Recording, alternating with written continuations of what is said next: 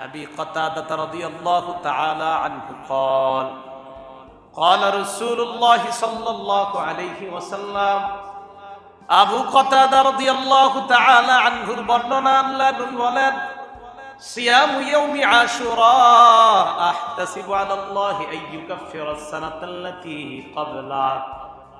নবীজি বলেন মুহররমের 10 তারিখের রোজা যদি কেউ রাখে আমি নবীর আশা তার আগের 1 বছরের গুনাহ আল্লাহ মাফ করে দেয়। মুহররমের 10 তারিখে রোজা রাখলে আগের 1 বছরের গুনাহ মাফ। এই মাসের মধ্যে একটা সম্মানিত মাসের নাম মুহররম মাস। সূরা তাওবার 36 নম্বর আয়াতে আল্লাহ বলেন ইন্না ইদ্দাতাশ শুহুরি ইনদাল্লাহি 12 শাহরান ফি কিতাবিল্লাহ ইয়াওমা খালাকাস সামাওয়াতি ওয়াল আরদা মিনহা আরবাআতুন হুরুম। আল্লাহ বলেন নিশ্চয়ই আল্লাহর কাছে মাসের গণনা, মাস সমূহের গণনা 12 মাস। নিশ্চয় আল্লাহর কাছে মাস সমূহের গণনা 12 মাস। ফি কিতাবিল্লাহ, এটা আল্লাহর কিতাবে আছে এই কথা। কবে থেকে? ইয়াউমা খালাকাস সামাওয়াতি ওয়াল আরদ, যেদিন আসমান জমিন বানাইছে আল্লাহ, সেদিন থেকে এটা আল্লাহর কাছে লেখা যে আল্লাহর কাছে মাসের গণনা 12 মাস। মিনহা আরবাআতুন হুরুম, এই 12 মাসের মধ্যে 4টা মাস সম্মানিত। কোন 4টা মাস সম্মানিত এটা আবার হাদিস থেকে জানা যায়। সহিহ বুখারী হাদিস নাম্বার 3197 নাম্বার হাদিস, 3197 নাম্বার হাদিস। عن أبي بكرة رضي الله تعالى عنه قال قال رسول الله صلى الله عليه وسلم নবীজির সাহাবা আবু বকরা রাদিয়াল্লাহু তাআলা আনহুর বর্ণনা আল্লাহ রাসূল সাল্লাল্লাহু আলাইহি ওয়াসাল্লাম বলেন আয-জামানু ক্বাদ ইস্তাদারা কাহাইআতিহি ইয়াওমা খালাকাল্লাহুস সামাওয়াতি ওয়াল আরদা। আল্লাহ আসমান জমিন যেদিন বানিয়েছেন সেদিন থেকে সময় জামানা ওইভাবে আবর্তিত হচ্ছে, আজও ওইভাবে সময় আবর্তিত হয়। আসমান জমিন যেদিন বানাইছে আল্লাহ সেদিন থেকে সময় আবর্তিত হয়, একটার পর একটা আসতেই থাকে, মাসের পর মাস, আজকের পর কাল, দিনের পর দিন, এই সপ্তাহের পর পরের সপ্তাহ, এইভাবে সময় আবর্তিত হচ্ছে। নবীজি বলেন as-sanatu 12 শাহরা, শোনো তোমরা বছর হয় 12 মাসে। মিনহা আরবাআতুন হুরুম, এই 12 মাসের মধ্যে 4টা মাস অধিক সম্মানিত। এই 4 মাস কেমন? আল্লাহ নবী কয় সালাসুন মুতাওয়ালিয়াত, এর মধ্যে 3টা মাস ধারাবাহিক। এই 4 মাসের মধ্যে 3টা ধারাবাহিক। কোন 3টা? যুলকাদা 1 নাম্বার, জিলকদ মাস 2 নাম্বার, যুলহজ্জা 2 নাম্বার, জিলহজ মাস 3 নাম্বার, আল মুহররম 3 নাম্বার, মুহররম মাস। দেখেন এটা কিন্তু 3টা সিরিয়ালে, জিলকদ, জিলহজ, মুহররম, এই 3টা সিরিয়ালে। 4 নাম্বার ওয়া রজব মুদার বাইনা জুমাদা ওয়া শাবান, রজব মাস। সেই রজব কোন রজব? কয় জুমাদাল উখরা এবং শাবান মাসের মাঝখানে যে রজব মাস, এই 4 নাম্বার হলো এই রজব মাস। এই 4টা মাস আল্লাহর কাছে সম্মানিত। তাহলে আমরা বুঝলাম বছর হয় 12 মাসে, 12 মাসের মধ্যে 4টা মাস আল্লাহর কাছে অধিক সম্মানিত। বাকি এগুলা হলো রমজান ছাড়া, রমজানের পরে।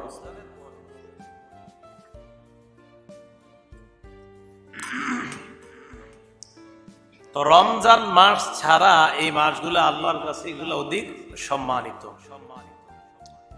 রাসূল আকরাম সাল্লাল্লাহু আলাইহি সাল্লামের হাদিস থেকে আমরা বুঝতে পারলাম 4টা মাস সম্মানিত। কোরআনের আয়াত থেকে বুঝলাম 4টা মাস সম্মানিত, আর হাদিস থেকে জানলাম কোন 4 মাস সম্মানিত। জিলকদ, জিলহজ, মুহররম, রজব।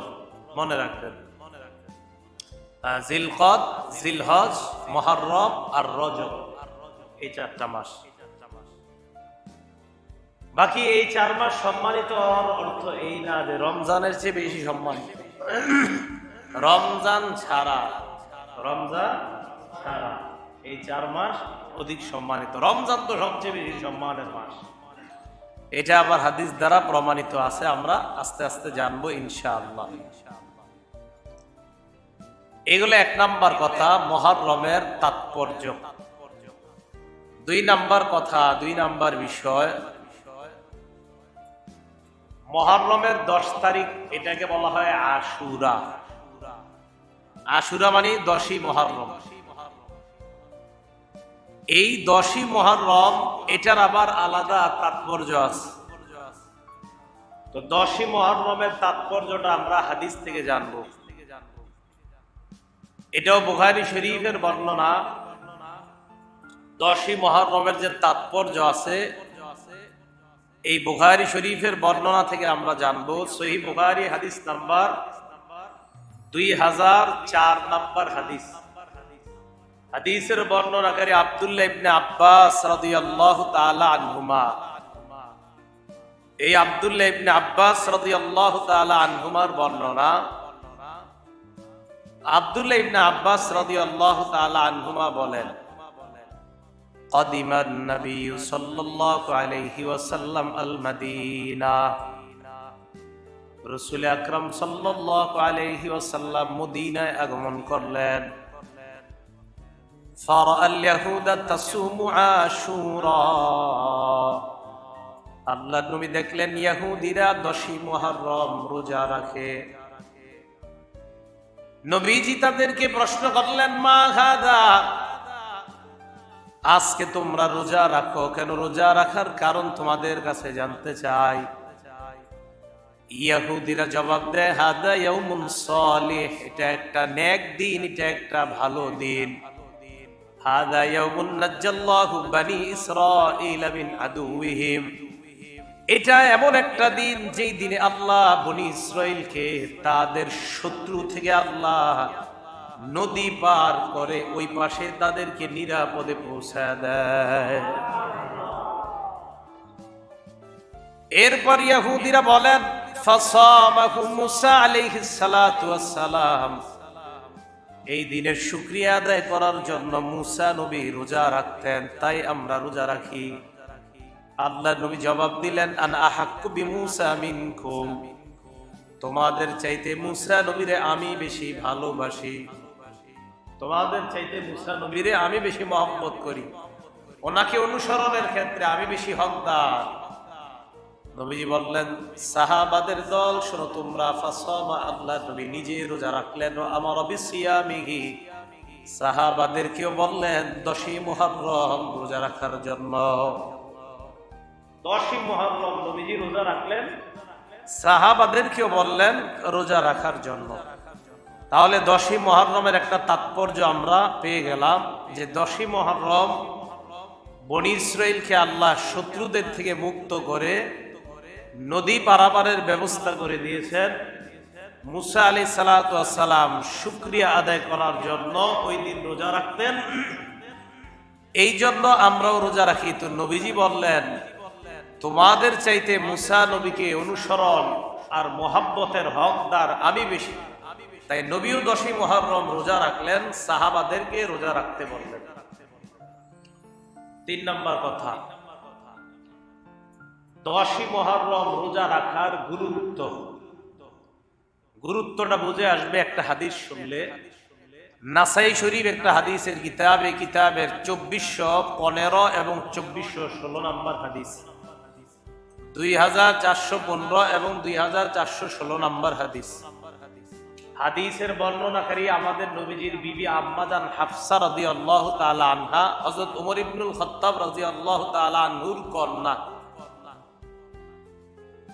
এই হাফসা রাদিয়াল্লাহু তাআলা আনহা বলেন, আরবাউন, 4টা আমল, যেই 4টা আমল নবীজি জীবনেও ছাড়তেন না। বলেন কয়টা আমল? এই 4টা আমল নবীজি কখনো ছাড়তেন না। আরবাউন লাম ইয়াকুন ইয়াদাহুন্না নবী সাল্লাল্লাহু আলাইহি ওয়াসাল্লাম, আম্মা জান হাফসা বলেন, চারটি আমল এমন, যেই চারটা আমল আল্লাহ নবী কখনো ছাড়তেন না। এক নাম্বার, সিয়ামা আশুরা, 10ই মুহররমের রোজা। আল্লাহ নবী যেদিন থেকে এই 10ই মুহররমের গুরুত্ব জেনেছেন, সেদিন থেকে 10ই মুহররমের রোজা আল্লাহ নবী কখনো ছাড়ে নাই। তাহলে 4 নম্বরের 1 নাম্বার গেল। 2 নাম্বার, ওয়াল আশারা, জিলহজ মাসের প্রথম 10 দিনের যে রোজা, মানে 1 থেকে 9 পর্যন্ত যে রোজা, এই রোজা কখনো নবী ছাড়তেন না। এবার আপনারা বলবেন, 1 নাম্বার কোন রোজা? 10এর মুহররমের। 2 নাম্বার, জিলহজ মাসের প্রথম যে 9টা রোজা, মানে প্রথম দশকের যে 9টা রোজা আর কি। 3 নাম্বার, সালাসাত আইয়ামিন মিন কুল্লি শাহরিন, প্রত্যেক মাসে 3টা রোজা আল্লাহ নবী কখনো ছাড়তেন না। 13, 14, 15 আইয়ামে বীজের রোজা কখনো ছাড়তেন না। 13, 14, 15 এটাকে আইয়ামে বীজের রোজা বলা হয়। 4 নাম্বার, ওয়া রাকাতাইনি ক্বাবলা সালাতিল গাদাত, ফজর নামাজের আগের 2 রাকাত সুন্নাত নবী কখনো ছাড়তেন না। মনে থাকবে নি তো বলেন তো আপনারা? 1 নাম্বার। 2 নাম্বার, 3 নাম্বার, প্রত্যেক মাসে 3টা রোজা। 4 নাম্বার, ফজরের আগে 2 রাকাত সুন্নাত। এই 4টা আমল নবীজি কখনো ছাড়তেন না। এর মধ্যে ফজরের আগের সুন্নাত আপনারা ছাড়বেনই না, এটা ছাড়া যাবে না। এটা ইচ্ছা করে ছাড়লে গুনাহ হবে। আর বাকি 3টা যদি সম্ভব হয় পালন করা, আল্লাহ আমল করার তৌফিক দান করেন। 4 নাম্বার, মুহররমের রোজার ফজিলত। এতক্ষণ কিন্তু ফজিলত বলি নাই, তাৎপর্য গেল, গুরুত্ব গেল। 4 নাম্বার, মুহররমের রোজার ফজিলত। আশুরার রোজা বলি নাই, মুহররমের রোজার ফজিলত।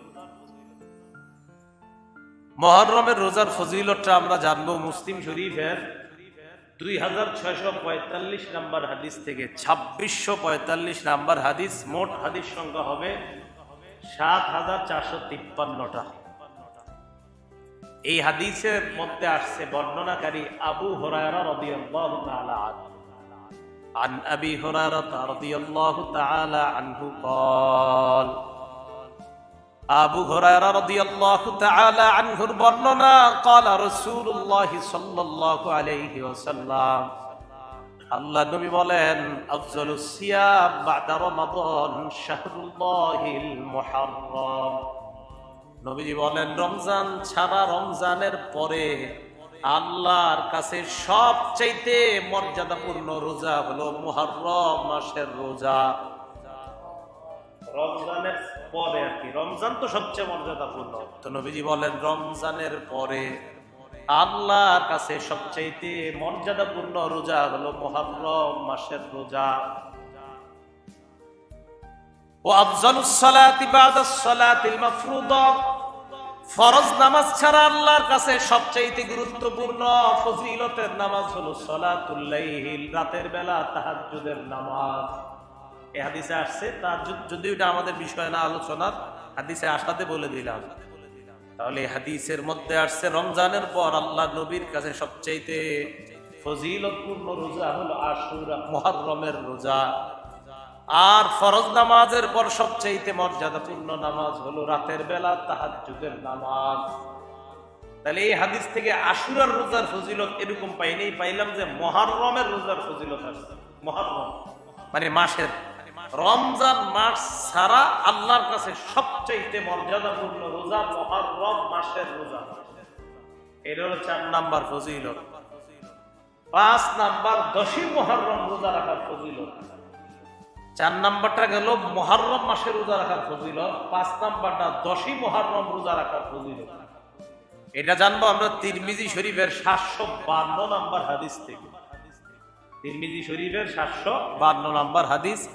হাদিসের বর্ণনাকারী নবীর সাহাবা আবু কাতাদা রাদিয়াল্লাহু তাআলা আন, তিনি বলেন, আন আবি কাতাদা রাদিয়াল্লাহু তাআলা আনহু قال, قال رسول الله صلى الله عليه وسلم, আবু কাতাদা রাদিয়াল্লাহু তাআলা আনহুর বর্ণনা, আল্লাহর নবী বলেন, সিয়ামু ইয়াউমি আশুরা আহতাসিবু আলাল্লাহি আন ইউকাফিরা আস-সানাতাল্লাতী ক্বাবলা। নবীজি বলেন, মুহররমের 10 তারিখের রোজা যদি কেউ রাখে, আমি নবীর আশা তার আগের 1 বছরের গুনাহ আল্লাহ মাফ করে দেয়। মুহররমের 10 তারিখে রোজা রাখলে আগের 1 বছরের গুনাহ মাফ। আর আরাফার 10 তারিখে রোজা, আরাফার 9 তারিখে মানে 9 জিলহজ রোজা রাখলে কি ফজিলত?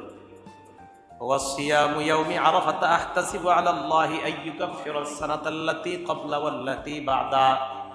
নবীজি বলেন, আরাফার দিবসের রোজা মানে 9 জিলহজের রোজা যদি কেউ রাখে, আল্লাহ তার আগের এবং পরের, আগের 1 বছর, পরের 1 বছর, মোট 2 বছরের গুনাহ মাফ। আরাফার দিনেরটা আগের 1 বছর, পরের 1 বছর, আর মুহররমের 10 তারিখেরটা আগের 1 বছর। মনে থাকবে তো? আরাফার দিনে আগের 1 বছর, পরের 1 বছর, আর মুহররমের 10 তারিখে রোজা রাখলে আগের 1 বছরের গুনাহ আল্লাহ মাফ করে দেন। আল্লাহ আমাদের সকলকে মুহররমের 10 তারিখে যেন আমরা সিয়াম পালন করতে পারি, যদি আমাদের সম্ভব হয় আল্লাহ আমাদেরকে পালন করার তৌফিক দান করেন। এগুলো 5 নম্বর কথা। 6 নম্বর কথা, 10ই মুহররম আমাদের করণীয়। আমার সাথে একটা বাংলা সবাই বলতে হবে। বলেন 10ই মুহররম, বলেন। আমরা তাই করব যা নবীজি করেছেন। 10ই মুহররম আমরা ওই আমলই করব যে আমল নবীজি করেছেন। তাহলে 10ই মুহররম আমরা ওই আমল করব যে আমল নবীজি করেছেন। মনে থাকবে না ইনশাআল্লাহ? তো কি আমল করছে দেখি। বুখারী শরীফের 2006 নম্বর হাদিস।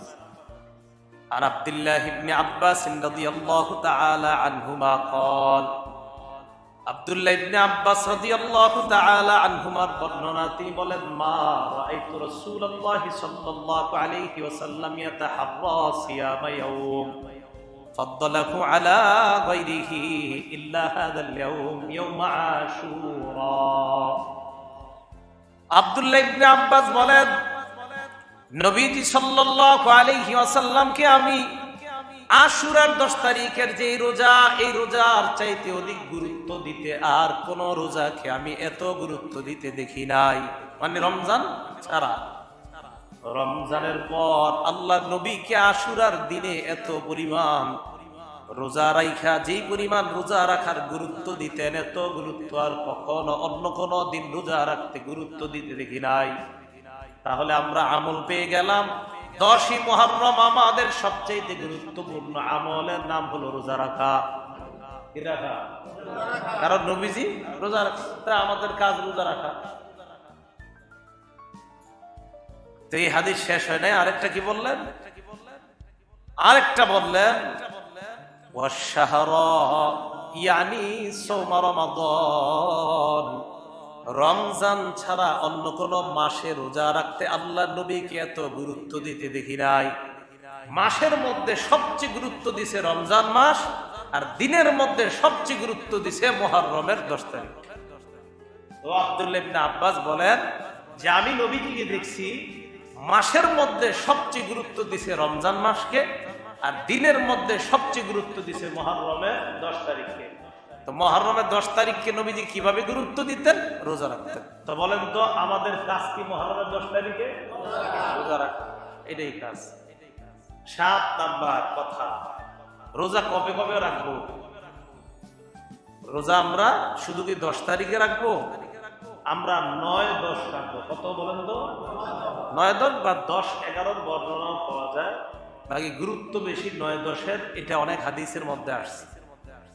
9-10, এই 9-10-এর ব্যাপারে তিরমিজি শরীফের 755 নাম্বার হাদিস 755, এই হাদিসের বর্ণনাকারী আব্দুল্লাহ ইবনে আব্বাস রাদিয়াল্লাহু তাআলা আনহুমা, তিনি কি বলে দেখেন। বিসমিল্লাহ।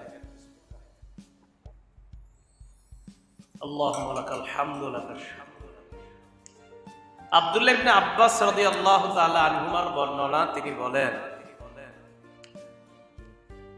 মুহররম মাসের 10 তারিখে সামা রাসূলুল্লাহ সাল্লাল্লাহু আলাইহি ওয়াসাল্লাম ইয়াউমা আশুরা।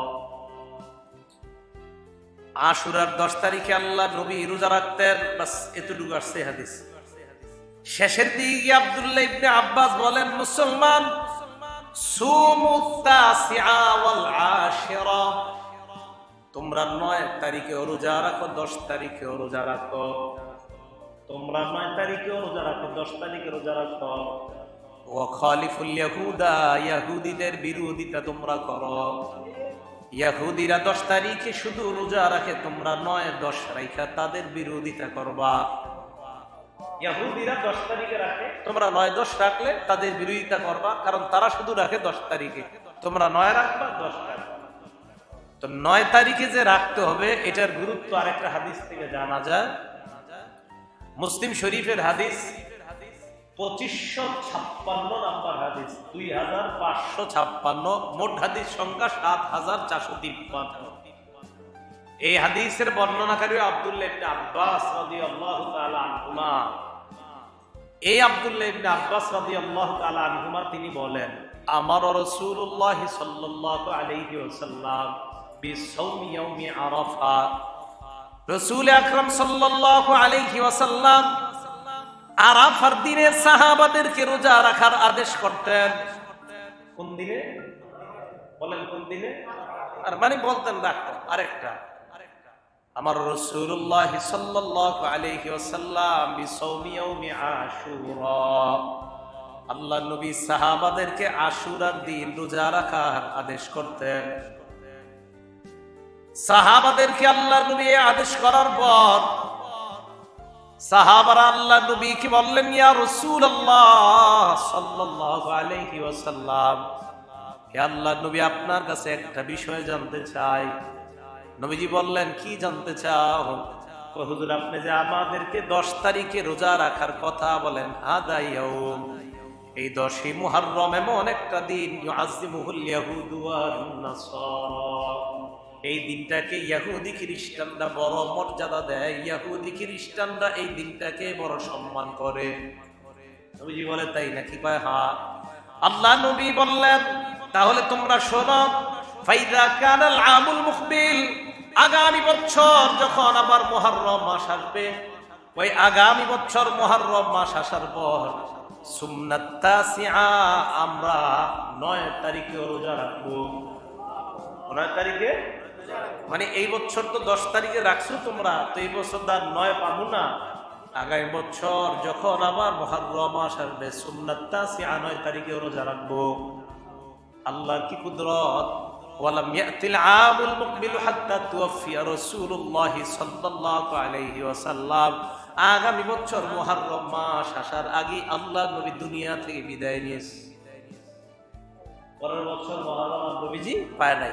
তবে হাদিসে বোঝা গেছে নবীজির আগ্রহ যে আগামী বছর আমি পাইলে 9 রাখবো, 10 তো রাখবই, আর 9 রাইখা ইহুদিদের বিরোধিতা করবো। তো এই হাদিস থেকে জানা যায় যে 9 তারিখ আর 10 তারিখে রোজা রাখবে। এই কথাগুলো বুঝে আসছে সবার?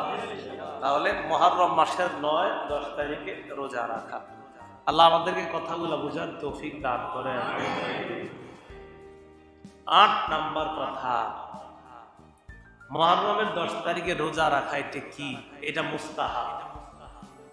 মুহররমের 10 তারিখে রোজা রাখা কি বলেন তো? এটা মুস্তাহাব। মুহররমের 10 তারিখে রোজা রাখা এটা মুস্তাহাব।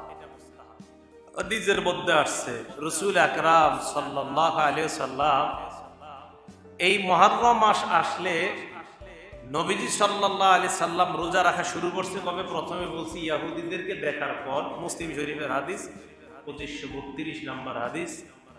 এই হাদিসে আসছে আশুরার দিনে ইহুদিরা রোজা রাখত। ওয়াসামা রাসূলুল্লাহ সাল্লাল্লাহু আলাইহি ওয়াসাল্লাম ওয়াল মুসলিমুনা ক্বাবলা আন ইফতারাদা রমাদান। আশুরার দিন যেমনি ভাবে ইহুদিরা রোজা রাখত, রমজানের রোজা ফরজ হওয়ার আগে আল্লাহ নবী রোজা রাখতেন। আশুরার দিনে সাহাবারা রোজা রাখতেন। যেই মাত্র রমজানের রোজা ফরজ হয়ে যায়, নবী সাহাবাদেরকে বললেন, ফামান শাআ সামা ওয়া মান শাআ আফতারা, তোমাদের কেউ এখন চাইলে রোজা রাখতে পারো, নাও রাখতে পারো। রমজানের রোজা ফরজ হওয়ার আগে নবী বলতেন রাখবাই, আশুরার 10 তারিখের রোজা, রমজানের রোজা ফরজ হওয়ার পর নবীজি বললেন এখন মন চাইলে রাখো, মন চাইলে রাখো না। এই হাদিস দ্বারা বোঝা যায় মুহররমের 10 তারিখের রোজা রাখা মুস্তাহাব। কি বলেন তো? মুস্তাহাব, তবে অনেক ফজিলতপূর্ণ। মুস্তাহাব হইল অনেক ফজিলত। আল্লাহ আমাদেরকে যাদের সম্ভব হয় আমরা যেন এই মুহররমের 10 তারিখের রোজাটা পালন করতে পারি, আল্লাহ তৌফিক দান করেন। 9 নাম্বার কথা, আশুরা মানে মুহররমের 10 তারিখে বর্জনীয় কি কি কাজ আমরা করব না। মুহররমের 10 তারিখে কি কি কাজ আমরা করব না। একটা কিতাব আছে, হাদিসের কিতাব, নাম ইবনে মাজাহ। এই কিতাবের 1584 নম্বর হাদিস এবং 1585 নম্বর হাদিস। 1584 নম্বর হাদিসের বর্ণনা, ক্বালা রাসূলুল্লাহ সাল্লাল্লাহু আলাইহি ওয়াসাল্লাম, নবীজি সাল্লাল্লাহু আলাইহি ওয়াসাল্লাম বলেন, লাইসা মিন্না মান দারাবাল খুদুদ ওয়া শাক্কাল জুয়ুবা ওয়া দাআ বিদাওয়াতিল জাহিলিয়া। ওই ব্যক্তি আমার উম্মতের অন্তর্ভুক্ত না। মান দারাবাল খুদুদ, যে ব্যক্তি তার গালের মধ্যে আঘাত করে, চেহারার মধ্যে আঘাত করে, শরীরের মধ্যে যে ব্যক্তি আঘাত করে, ওই ব্যক্তি আমার উম্মতের অন্তর্ভুক্ত না। তাহলে বলেন আপনারা, মুহররমের 10 তারিখে শরীরের মধ্যে আঘাত করা তো দূরের কথা, কোন মুসলমান না বুঝে শরীরে আঘাতের চাইতেও বেশি শরীরটাকে রক্তাক্ত বানায় ফেলে, শরীর রক্তাক্ত বানায় ফেলে 10 তারিখে। আল্লাহ নবী বললেন, মান দারাবাল খুদুদা, যারা চেহারায় আঘাত করে, খামসায় শরীরের মধ্যে, এইভাবে আঘাতের মাধ্যমে যারা শরীরটাকে ক্ষত বিক্ষত করে, নবী বলেন এই মুসলমান আমার উম্মতের অন্তর্ভুক্ত না। ওয়া শাক্কাল জুয়ুব, যেই মুসলমান তাদের কাপড় ছিঁড়ে ফেলে, হা হুতাশ করতে করতে কাপড় ছিঁড়ে ফেলে, কেউ মারা যাওয়ার পর আমি আর আমার এই জীবন রাখবো না বলে বলে তার কাপড়টা ছিঁড়ে ফেলে, নবী বলেন এই উম্মত আমার উম্মতের অন্তর্ভুক্ত না।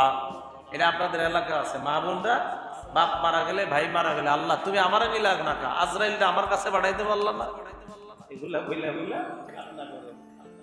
আল্লাহ আপনি আমার আব্বারই দেখলেন আর কাউরে দেখলেন না, আমার ছেলেটারে আপনি দেখলেন আর কাউরে দেখলেন না, তুমি আমারে নিতে পারলা না। এটি বইলা টইলা আপনার জামা কাপড় ছিঁড়ে ফেলে, ভাই আসছে বাবার মৃত্যুতে, ভাইরে ধইরা কান্না শুরু করে, আরে ভাইরে কোত্থেকে আসছস, বাপে তো গেল, শেষ হয়ে গেল। নবীজি বলেন এ আমার উম্মতের অন্তর্ভুক্ত না। ওয়া দাআ বিদাওয়াতিল জাহিলিয়া, জাহিলি যুগের মতো যারা চিল্লা চিল্লি করে, এরা আমার উম্মতের অন্তর্ভুক্ত না। জাহিলি যুগের মতো যারা বিলাপ করে, বিলাপ বুঝেননি? হ্যাঁ, আপনাদের শহরের কথা জানি না, এটা তো মোটামুটি ঢাকার পাশেই। দেশ গ্রামের অবস্থা, কেউ মারা গেলে 4-5 জন একসাথে বৈশা কি যেন বানায় বানায় আপনার বিলাপ করতে থাকে, এখনো করে না? আচ্ছা, এগুলা নবীজি বললেন এরা আমার উম্মতের অন্তর্ভুক্ত না, এগুলা কুসংস্কার, এগুলা হারাম। এটা হলো ইবনে মাজার 1584 নাম্বার হাদিস। 1585 নাম্বার হাদিসে আসছে, লানা রাসূলুল্লাহ সাল্লাল্লাহু আলাইহি ওয়াসাল্লাম আশ-শাক্কাতা ওয়াজহাহা, ওই নারীর উপর আল্লাহ নবী অভিশাপ দেয় যে নারী তার চেহারা খামসায়া শেষ করে ফেলে, আপনার শোকে কাতর শেষ করে দিবি নিজের। এই হাদিসে আসছে নবীজি তারে অভিশাপ দেয়, অভিশাপ দেয় তাকে যে এইভাবে নিজের আঘাত করে। আর শাক্কাতা আপনার সবকিছু ছিল, আর শাক্কা মানে টুকরা টুকরো জামা কাপড় ছিঁড়ে ফেলে, এটা হলো শাক্কা, জামা কাপড় এগুলা ছিঁড়ে ফেলে, তার উপরে রাসূল সাল্লাল্লাহু আলাইহি ওয়াসাল্লাম অভিশাপ দেয়। যেই নারী মরণ কামনা করে, আল্লাহ মরণটা আমারে দিতে পারল না, তারে না দিয়া, এই যেই নারী এইভাবে মরণ কামনা করে তাকেও রাসূল অভিশাপ দেয়।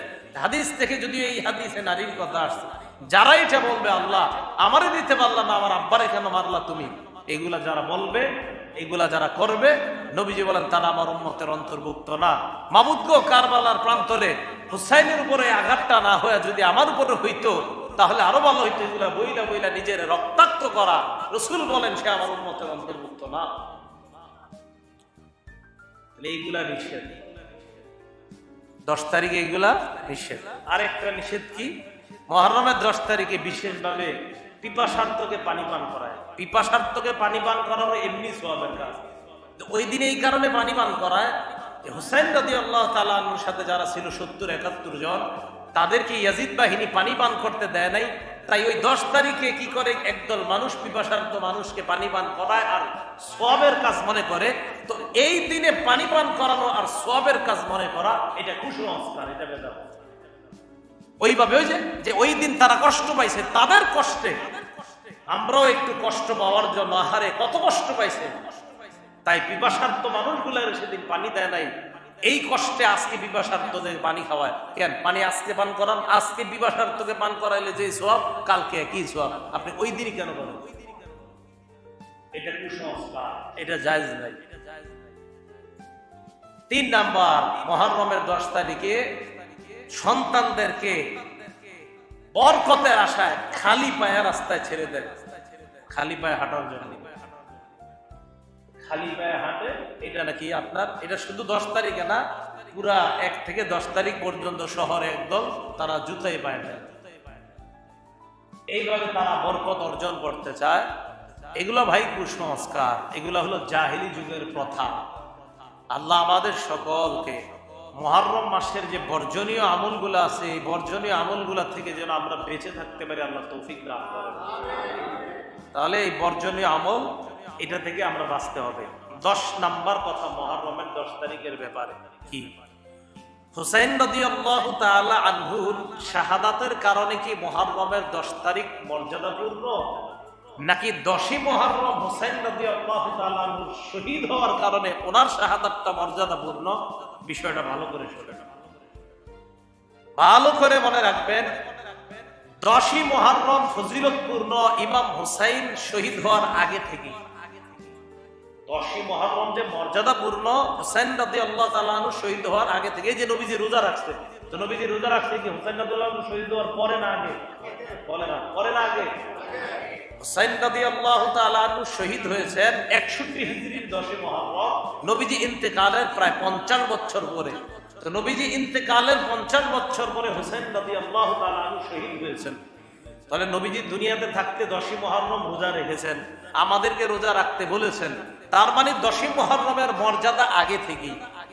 হুসাইন রাদিয়াল্লাহু তাআলা আনহু শহীদ হওয়ার কারণে এটার মর্যাদা বাড়ে নাই, বরং মুহররমের 10 তারিখে হুসাইন রাদিয়াল্লাহু তাআলা আনহু শহীদ হওয়ার কারণে ওনার শাহাদাতের মর্যাদা বেড়ে গেছে।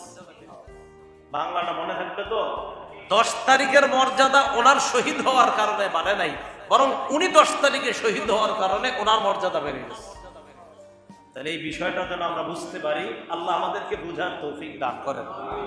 তো 10ই মুহররমের মর্যাদা আগে থেকেই, তো ওই দিন উনি শহীদ হওয়ার কারণে ওনার শাহাদাতের মর্যাদাটা বেড়ে গিয়েছে। তো এই জন্য হুসাইন রাদিয়াল্লাহু তাআলা আনহুকে কেন্দ্র করে এই যে আমাদের সমাজে এইগুলা শুরু হয়, তো এই কুসংস্কার থেকে সন্তান, আমরা পরিবারের লোকেরা, বিশেষ করে মা বোনরা মুহররম মাসকে কেন্দ্র করে কোন ধরনের কুসংস্কারে যেন লিপ্ত না হয়, আমরা যারা আছি এই ব্যাপারে সতর্ক থাকবো। আল্লাহ বুঝার তৌফিক দান করেন। সাহাবায়ে কেরামকে নবীজি সাল্লাল্লাহু আলাইহি সাল্লাম 2টা রাস্তা দেখায় গেছে। আমাদের নবী সহ ওনার আগে যত নবী দুনিয়াতে আসছে, সমস্ত নবী তার উম্মতকে 2টা রাস্তা দেখায় গেছে।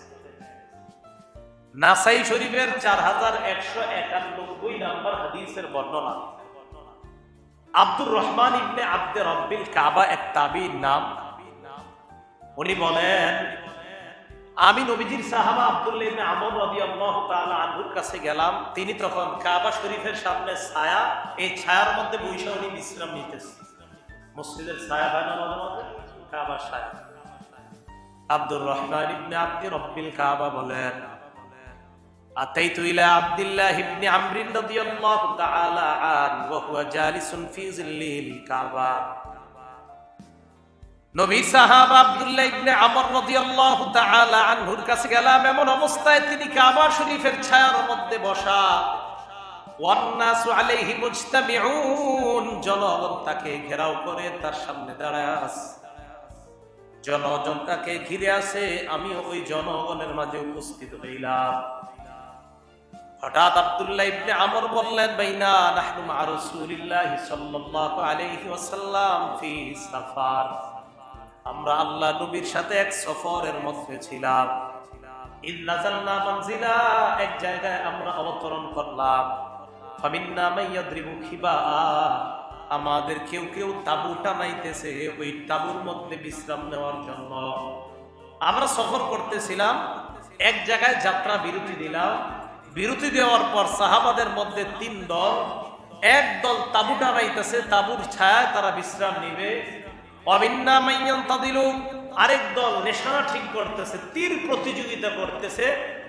অবিন্না মান হুয়া ফি জাশরাতিহি, আরেক দল চারণভূমির মধ্যে পশুগুলোকে চড়াইতেছে, পশুর ঘাস খাওয়ায়, পানি পান করায়। সাহাবা আব্দুল্লাহ ইবনে আমর বলেন, ইজনাদা মুনাদি রাসূলিল্লাহি সাল্লাল্লাহু আলাইহি ওয়াসাল্লাম, হঠাৎ আল্লাহ নবীর একজন ঘোষণাকারী তাদের সামনে ঘোষণা দিলেন, আসসালাতু জামিআ, ও সাহাবাদের দল, নামাজের সময় হয়েছে, তোমরা নামাজে আসো। ফাজতামানা, আমরা নামাজে একত্রিত হলাম। তিন দল তিন দিক থেকে একত্রিত হয়েছে। মসজিদে মনে হয় দাওয়াত ও তাবলীগের সাথে আছে না? এই যে দাওয়াত ও তাবলীগে যারা বের হয়, যদি লম্বা সফর হয় 90 মাইল 100 মাইল, তো তারা কি করে, আপনার সফর করতে করতে মাঝে নামাজের প্রয়োজন হয়, তো নামাজের জন্য কোথাও হয়তো যাত্রা বিরতি দিতে হয়, তো সেখানে কেউ আপনার নামাজের প্রস্তুতি হিসেবে উযু করে, কেউ প্রস্রাবখানায় যায়, কেউ হয়তো বড় ইস্তেঞ্জার প্রয়োজন সেখানে যায়। তার মানে সফর বিরতি দিলে এক একজনের এক একটা প্রয়োজনীয়তা দেখা দেয়। ঠিক আমাদের সাহাবাদের মধ্যে কেউ তাবু টানাইতেছিল, কেউ তীরের প্রতিযোগিতা করতেছিল, আবার কেউ চারণভূমির মধ্যে পশু চড়াইতেছিল। তো এইভাবে প্রত্যেকটা দল যেন জামাতে আইসা পড়ে। এক সাহাবা গিয়ে বললেন, এ সাহাবাদের দল, জামাতে সময় হয়েছে, জামাতে আসছে। তো সবাই জামাতে আসছে। জামাতে আসার পর ক্বামা ফিনা রাসূলুল্লাহ সাল্লাল্লাহু আলাইহি ওয়াসাল্লাম, আল্লাহ নবী আমাদের সামনে দাঁড়াইলেন। দাঁড়ায় খুতবা, নবী একটা ভাষণ দিলেন। ভাষণের মধ্যে আল্লাহ নবী বললেন, ইন্নাহু লাম ইয়াকুন নাবিয়্যুন ক্বাবলি ইল্লা কানা হাক্কান আলাইহি আইয়াদুল্লাহ উম্মাতাহু আলা মা ইয়ালামুহু খায়রান লাহুম, আমার পূর্বে যত নবী দুনিয়াতে আসছে সমস্ত নবীর মৌলিক দুইটা দায়িত্ব ছিল। এক নাম্বার, উম্মতের জন্য যা কল্যাণকর, ওই কল্যাণকর বিষয়টা উম্মতকে জানায়া দেওয়া।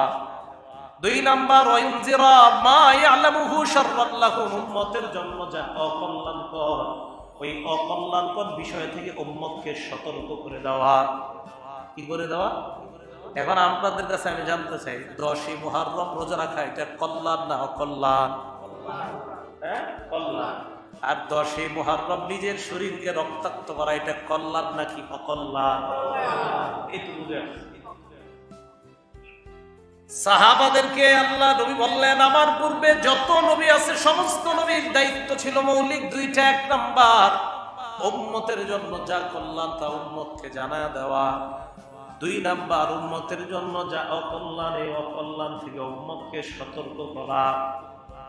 এই কথা বলার পর আল্লাহ নবী বললেন, আমার সাহাবাদের দল, তোমরা মনে রাখবা, ইন্না উম্মাতাকুম হাদিহি জুইলাত আফিয়াতুহা ফি আউয়ালিহা, আমার এই উম্মতের প্রথম দিকের যারা তোমরা, এই প্রথম দিকের উম্মতকে নিরাপত্তা দেওয়া হয়েছে, তাদেরকে ফিতনা ফাসাদ থেকে মুক্ত রাখা হয়েছে। আমার খাতিরে তোমরা ফিতনা থেকে মুক্ত থাকবা, আমার খাতিরে। বুঝে যাইতেছে? ওয়াইন্না আখিরাহা, তোমাদের শেষ জামানায় যারা আসবে, আমি আপনি আমরা, আল্লাহ নবী বলেন, সাইসিবুহুম বালাউন ওয়া উমুর, তাদের সামনে একের পর এক ফিতনা আসতেই থাকবে। ইউনকিরুনাহা, যে ফিতনাগুলো উম্মত অপছন্দ করবে, একের পর এক ফিতনা আসবে, একের পর এক ফিতনা আসবে। তাহলে আমার আপনার আমাদের সামনে একের পর এক ফিতনা আসতে থাকবে, যে ফিতনাগুলা উম্মত অপছন্দ করবে। আল্লাহ নবী বলেন, ফাতাজিবুল ফিতান, ফিতনাগুলা যখন আসবে, ফায়ুদাক্কিকু বাদুহা লিবাদিন, একটা ফিতনা আরেকটা ফিতনার কাছে তুচ্ছ মনে হবে। ফিতনা যখন আসবে, আগের ফিতনাটা পরের ফিতনার কাছে তুচ্ছ মনে হবে। কয়েকদিন আগে করোনা ভাইরাস নামক গজবে আমরা পড়ছি, ফিতনায় পড়ছি। এখন আমাদের কাছে মনে হয়েছে এই গজবের চাইতে মনে হয় বড় আর কোনো গজব আসবে না। নবী কয় না, পরে যেটা আসবে ওইটার কাছে আগেরটা তুচ্ছ মনে হবে, ওটার কাছে আগেরটা তুচ্ছ মনে হবে। ফাতাজিউল ফিতনা, ফিতনা যখন আসবে, ফিতনা আসার পর ফায়াকুল মুমিন, ঈমানদার বলবে ইয়া মুহলিকাতি, এই ফিতনা আমি শেষ হয়ে যাব, এই ফিতনা মনে হয় আমাকে ধ্বংস করে দিবে। ঈমানদার বলবে। ফাতানকাশিফু, আল্লাহ নবী বলেন এই ফিতনা হঠাৎ আল্লাহ উঠায় নিবে, আস্তে আস্তে গজব আল্লাহ উঠায় নিবে। সুম্মা তাজিউল ফিতনা, আবার ফিতনা আসবে, আবার গজব আসবে। আসার পর ফায়াকুল মুমিনু ইয়া মুহলিকাতি, ঈমানদার বলবে এই ফিতনা মনে হয় আমাকে ধ্বংস করে দিবে। আল্লাহ নবী কয় ফাতানকাশিফু, ফিতনা আবার উঠে যাবে। এখন ফিতনা আসবে, ফিতনার মধ্যে ঈমানদার পড়বে। ঢাকা এক পরিবারের ব্যাপারে আমি জানি, যেই পরিবারের সব সদস্যরা মাশাআল্লাহ ঠিক আছে, ওই পরিবারের যিনি পুরুষ মানে কর্তা, পুরা কর্তা যিনি, উনি আপনার এমন আকীদা পোষণ করে যে আকীদার কারণে ঈমান থাকে না মানুষের। বিবি 5 ওয়াক্ত নামাজি, ছেলে মেয়ে সবাই ঠিক আছে, কিন্তু উনি এমন আকীদা পোষণ করে, উনি বলে, ওনার বক্তব্য, উনি বলে যে মক্কা মদিনায় আমি কেন যাই না, মদিনার মধ্যে দুইজন শত্রু শুয়ে আছে, এই জন্য যাই। ওই শত্রু দুইজনকে আবু বকর আর ওমর, আবু বকর ওমর, এই দুইজন এরা হলো শত্রু, এই জন্য ওখানে যাই না। এই মুহররম মাস আসলে এই কথাগুলো খুব বেশি বলে উনি যায় কোথায়, উনি ইরাকে যায়। কোথায় যায়? ইরাকে যায়নি। উনি বলেন ইরাকের কিছু জায়গা এগুলা মদিনার চেয়ে পবিত্র জায়গা। আর মদিনায় কেন? মদিনায় দুইজন শুয়ে আছে, আবু বকর ওমর, এই জন্য সেখানে যায়। এই যে ফিতনা, এই ফিতনার মধ্যে ঈমানদাররাও পড়ে যাবে। ওই পরিবারের সবাই এত পেরেশানির মধ্যে, ওই পরিবারের নারী মহিলা যিনি, উনি উলামায়ে কেরামের কাছে বারবার আপনার মাসালা জানতে চায় যে এই মুহূর্তে কিভাবে চলতে পারি, বাসায় কিভাবে সঠিকভাবে ইসলাম পালন করতে পারি। উনি রোজা রাখে কিভাবে জানেন? উনি রোজা রাখে আজকে মাগরিব, আপনার আজকে ফজরের আগে যে উনি খানা খায়, এই খানা খাওয়ার পর পরের দিন আবার যখন রাত্র গভীর হয়, রাত 3টা-4টা বাজে গিয়ে ইফতারি করে।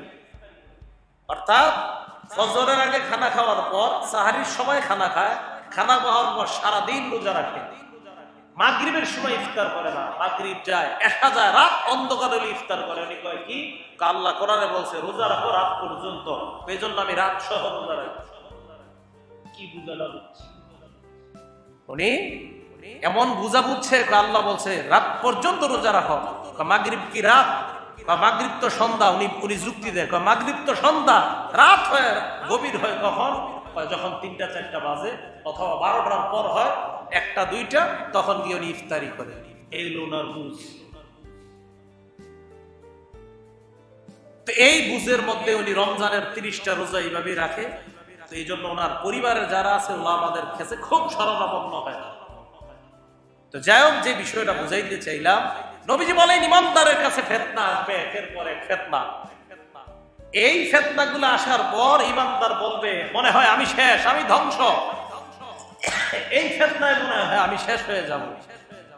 নবীজি বলেন ফামান আহাব্বা আন ইউযাহযাহা আনিন নার ওয়া ইউদখালাল জান্নাহ, কেউ যদি জাহান্নাম থেকে বাঁচতে চায় এবং জান্নাতে যাইতে চাও, ওই ফিতনার মধ্যে ফালতুদরিকু মাউতাতুহু ওয়া হুয়া মুমিনুন বিল্লাহি ওয়াল ইয়াউমিল আখির, তোমার মরণটা যেন এমন অবস্থায় হয় তুমি আল্লাহ বিশ্বাস করো আর আখিরাত বিশ্বাস করো, এমন অবস্থায় যেন তোমার মরণ হয়। আমার উম্মত, ফিতনা তো তোমার কাছেও আসবে, তবে তোমার মরণটা যেন ঈমানের সাথে হয়, তোমার মরণটা যেন আল্লাহ আল্লাহর নবীর উপর বিশ্বাস, আখিরাতের উপর বিশ্বাস রেখে তোমার মরণটা হয়। তাহলে ফিতনা আমাদের কাছে আসতেছে একের পর এক। এই মুহররম আসলেও একের পর এক ফিতনা আমাদের প্রথম 10 দিন অন্তত কত ফিতনার সম্মুখীন ঢাকা শহর হতে হয়, সেটা ঢাকা থাকলে আপনারা বুঝতে পারবেন। 1 তারিখ থেকে শুরু হয় একের পর এক ফিতনা। আল্লাহ আমাদের সকলকে এই ফিতনার মধ্যেও যদি ঈমানের উপর থেকে আমরা ঈমান নিয়ে কবরে যাইতে পারে আল্লাহ তৌফিক দান করেন। তো হুসাইন রাদিয়াল্লাহু তাআলা আনহুকে কেন্দ্র করে মুহররম মাস, বলেন তো ওনার শহীদ হওয়ার কারণে 10ই মুহররমের মর্যাদা বাড়ছে, নাকি 10ই মুহররম উনি শহীদ হওয়ার কারণে ওনার শাহাদাতের মর্যাদা বাড়ছে? শাহাদাতের মর্যাদা বেড়ে গেছে শহীদ হওয়ার কারণে।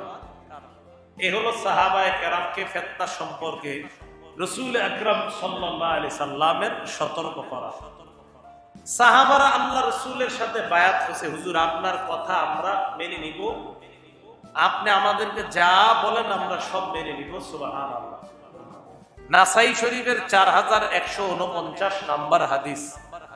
এই হাদিসের বর্ণনাকারী উবাদা ইবনে সামিত রাদিয়াল্লাহু তাআলা عن عبادة بن الصامت رضي الله تعالى عنه قال عبادة بن الصامت رضي الله تعالى عنه বর্ণনা عبادة بن الصامت বলেন بايعنا النبي صلى الله عليه وسلم على السمع والطاعة في اليسر والعسر والمنشط والمكره وأن لا ننازع الأمر أهلا وأن نقوم بالحق حيث كنا لا نخاف في الله لومة لائم। উবাদা ইবনে সামিত বলেন আমরা আল্লাহ নবীর কথা শোনার পর নবীর হাতে আমরা হাত রেখে বায়াত হলাম, নবীর কাছে আমরা বায়াত হলাম এই মর্মে, ইয়া রাসূলুল্লাহ আপনি যা বলেন আপনার কথা শুনবো এবং মানবো, এই মর্মে আমরা আপনার কাছে বায়াত হলাম।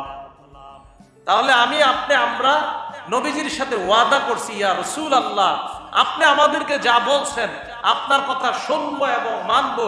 এখন আপনারা বলেন মুহররমের 10 তারিখে রোজা রাখার কথা কে বলছে? নবীজি।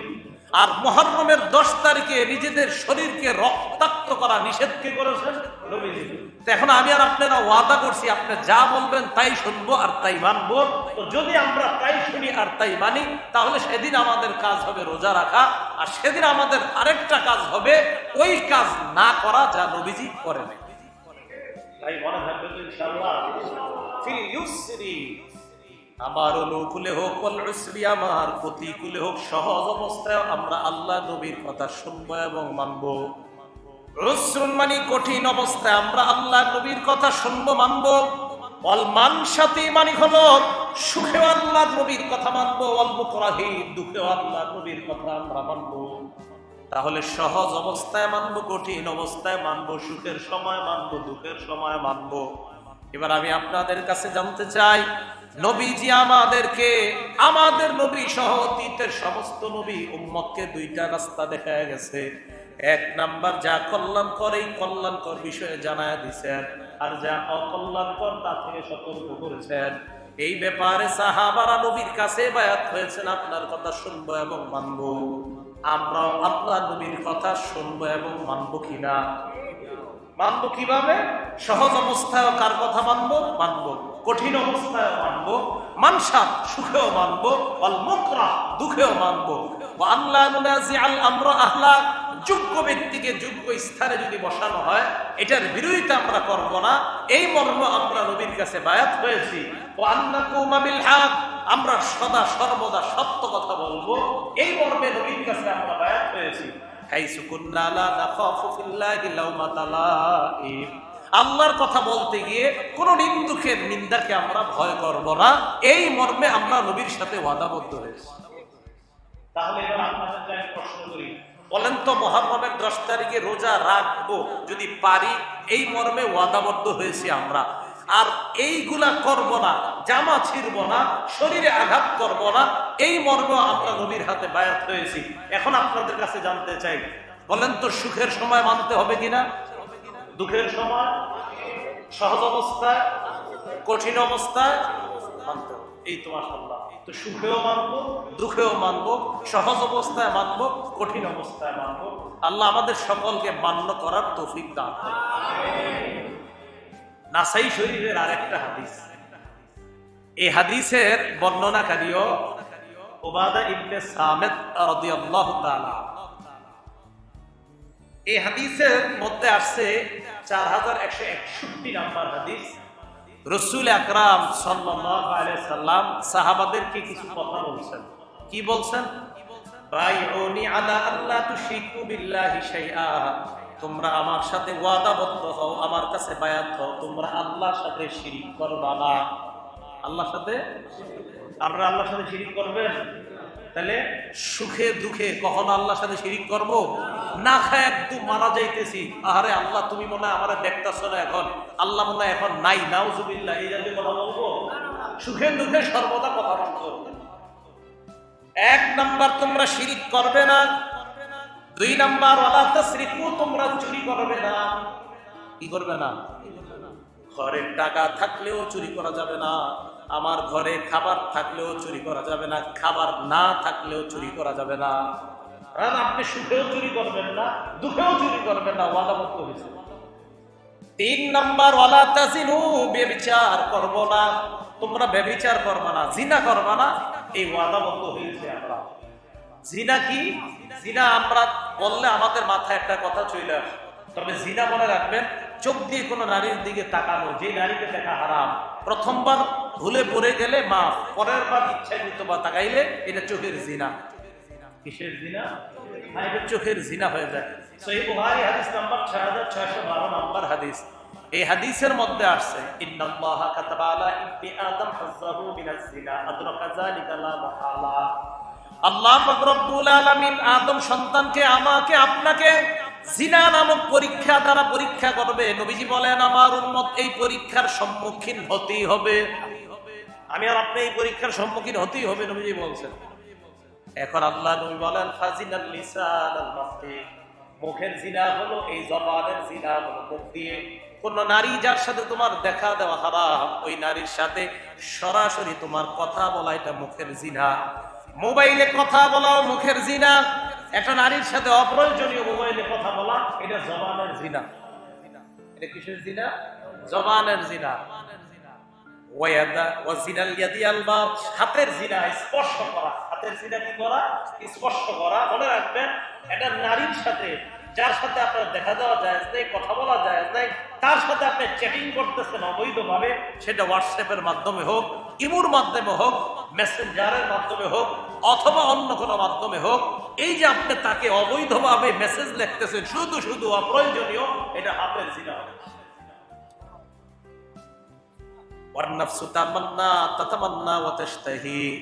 অন্তর কল্পনা করে একটা মেয়ের সাথে কথা বলছে, এখন রাতে শুয়ে শুয়ে চিন্তা করে, দেখতে না জানি কেমন মেয়েটা, আল্লাহ নবী কয় এটা দিলের জিনা। এটা দিলের জিনা। তো নবীজি ওয়াদা করাইছে, ওয়ালা তাজিনু, 3 নাম্বার, তোমরা জিনা করবা না। তাহলে আমরা এই মনে বায়াত হয়েছি, ওয়াদা করছি, হুজুর জিনা করবো না। 4 নাম্বার, ওয়ালা তাতু বিবুহতানিন তাফতারুনাহু বাইনা আইদিকুম ওয়া আরজুলিকুম। আর 4 নাম্বার, তোমরা এই মর্মে আমার কাছে বায়াত হও, তোমরা মিথ্যা কথা বানা, এই মিথ্যা কথা সমাজের মধ্যে প্রচার করে দিবা না। মিথ্যা নিজেরা বানাইলা, বানিয়ে মিথ্যা কথা প্রচার করে দিলা। মসজিদের ইমাম নির্দোষ মানুষ, সহজ সরল মানুষ, মসজিদ থেকে তাকে হটানোর জন্য, তাকে ভাগানোর জন্য তার বিরুদ্ধে 4-5 জন মিলে একটা মিথ্যা কথা বানাইয়া এলাকায় রটিয়ে দিলা। তোমরা এলাকায় কি করলা? রটিয়ে দিলা। এটা ঠিক করো নাই, এটা অন্যায় করেছো।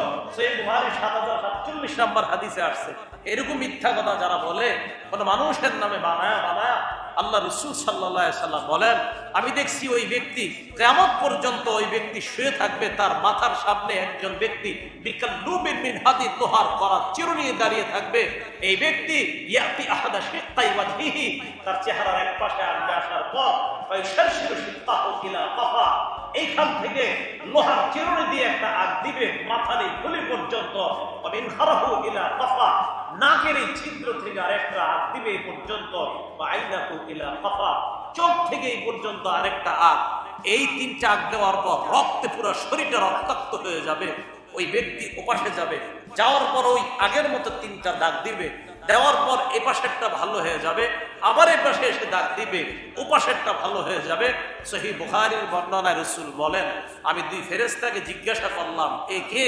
ফেরেশতা 2 জন জবাব দিলেন, ইয়া রাসূলুল্লাহ, সে ওই ব্যক্তি যে ব্যক্তি সমাজে একটা মিথ্যা কথা বলার পর মানুষ সেটাকে সত্যে রূপান্তরিত করছে, মনে করছে এটাই সত্য কথা। এটা কি করছে? মনে করছে সত্য কথা। এই জন্য ফেসবুক, এই যে আপনারা ইউটিউবার, টেলিভিশনের সংবাদদাতা, বড় সাবধান। কোন সংবাদ যদি মিথ্যা প্রচার করেন আর ওই মিথ্যা যদি সত্য বলে পরিণত হয়ে যায় সমাজের মধ্যে, তো কিয়ামত পর্যন্ত এই শাস্তির অপেক্ষা। ফেসবুকে মিথ্যা সংবাদ ছড়ানো হয়, এটাই হাদিসের অন্তর্ভুক্ত। লা তাতু বিবুহতারিন তাফতারুনা, ফেসবুক যারা চালান সতর্কতার সাথে খুব সাবধানে চালায়। তোমরা মিথ্যা কথা বানিয়ে বলবা। 4 নাম্বার, আমার সাথে ওয়াদাবদ্ধ হইছে। তাহলে মিথ্যা কথা যে আমরা বানায় বলবো না, এই মর্মে আমরা ওয়াদাবদ্ধ হয়েছি। তো 10ই মুহররম কুসংস্কার গুলা, এগুলা নবীজিও করে নাই, সাহাবাদের কেউ করে নাই। এগুলা মানুষের মিথ্যা বানানো, আর এই মিথ্যাগুলা এখন মানুষ সত্য মনে করে এগুলা করতেছে। তো এরাও ওই শাস্তির জন্য অপেক্ষা করতে হবে। 5 নাম্বার, ওয়ালা তাকতুলু আওলাদাকুম, সন্তান তোমরা দারিদ্রতার ভয়ে হত্যা করবা না। তোমার সন্তানকে তুমি খাওয়াইতে পারবা না, তোমার প্লেটে তোমার সন্তান ভাগ বসাবে, এই ভয়ে সন্তানকে হত্যা করবা না। 6 নাম্বার, ওয়ালা তাসুনি ফি মারুফ, তোমরা আমার নাফরমানি করবা না, ন্যায়সঙ্গত কাজে পালন করার ক্ষেত্রে আমার নাফরমানি করবা না, আমার নাফরমানি করবা না। এখন আরেকটা বিষয়, মুহররমকে কেন্দ্র করে বিভিন্ন জায়গায় নারী পুরুষ পর্দা ছাড়া পুরা খোলামেলা ভাবে নারী পুরুষ কিছু কিছু ক্ষেত্রে কিছু জায়গায় একত্রিত হয় মুহররমের 10 তারিখে। এটা সম্পূর্ণরূপে হারাম। একজন আরেকজনের শরীরের স্পর্শ হয়ে যায়, কোথায় নারী পুরুষ পর্দা করবে সেখানে এই পর্দাহীনতা, একদম পুরা পর্দা রক্ষা করা হয় না। এমন যদি কোনো অনুষ্ঠান হয় আর ওই অনুষ্ঠানে নারী পুরুষ যদি অবাধে যাতায়াত করে, অথবা যে কোনো জায়গায় হোক, এটাও স্পষ্ট হারাম। দলিল নাসাই শরীফ হাদিস নাম্বার 4181 নম্বর হাদিস। এই হাদিসের মধ্যে আছে, উমাইমা বিনতে রুকাইয়া রাদিয়াল্লাহু তাআলা আনহা বলেন, নবীজির কাছে এক নারী বললেন, ইয়া রাসূলুল্লাহ হালুম্মা নুবাইয়ুকা, হুজুর আপনি হাতটা বাড়ায়া দেন, আপনার হাতে বায়াত হই। নবীজি বললেন, লা উসাফিহুন নিসা, নারীদের হাতে আমি কখনো স্পর্শ করি না, নারীদের হাত কখনো আমি স্পর্শ করি না। তাহলে নবীজি সাল্লাল্লাহু আলাইহি ওয়াসাল্লাম স্পর্শ করে নাই। আর নবীজি নারীদের সাথে পর্দা করতেন কেমন ভাবে?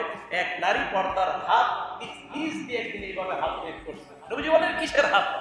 আরেকজন বলতেছে, একজন নারীর হাত, সব নারীর হাত। আপনার নিজেকে প্রদর্শন তো দূরের কথা, হাত পর্যন্ত এইভাবে পর্দার আড়াল থেকে দেওয়াটা, এটাও আপনার অপছন্দ করেছেন। রাসূল আকরাম সাল্লাল্লাহু আলাইহি সাল্লাম হাদিসের মাধ্যমে আমাদেরকে বলে দিলেন, সব নবী তার উম্মতকে 2টি বিষয়ে মৌলিক দায়িত্ব পালন করেছে। উম্মতের জন্য যা কল্যাণকর এটা জানায় দিয়েছে, যা অকল্যাণকর এটা থেকে সতর্ক করেছে।